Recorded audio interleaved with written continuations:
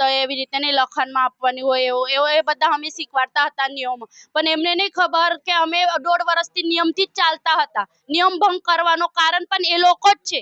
1.5 વર્ષથી એ લોકો જો અમારા કેસ ઉપર સરળતાથી ન્યાય આપતા તો આજે હવે અમારે નિયમ ભંગ નહીં લાગતું. હજુ બી એમને પ્રોટોકોલ ભંગ થવાની ચિંતા છે, ન્યાય માટેની ચિંતા નથી. અમે ડાયરેક્ટલી મુખ્યમંત્રીશ્રીને રજૂઆત કરવી પડે, અને તઈ જઈને પણ અમે જોયું કે 5 મિનિટ સુધી અમને મળીને વાત કરવાની મળે કે નહીં મળે, પણ માહોલ જોઈને એવું નહીં લાગ્યું કે મુખ્યમંત્રીને અમે મળવા મને, એટલે અમે ડાયરેક્ટ સભામાં વાત કરવી પડી. 1.5 વર્ષથી તમે બોલીને ગયા હતા કે કોઈ ચપળબંધીને છોડવામાં નહીં આવે, તો એ લોકોને તો હજુ કશું કાર્યવાહી તો કરી નહીં. છોડવાનો છોડો, તમે પકડે જ નહીં તો એમને કેવી રીતે છોડશો? મુખ્યમંત્રીશ્રીને એટલું જ કીધું કે તમે તમારા વકીલ જોડે વાત કરો, એમને મારા જોડે વાત કરવાનું કહે. તમારે સરકારી વકીલ બીજો કોઈ વકીલ હોવું જોઈએ તો એ કરો, ક્યારે એ હાઈકોર્ટનો મામલો છે.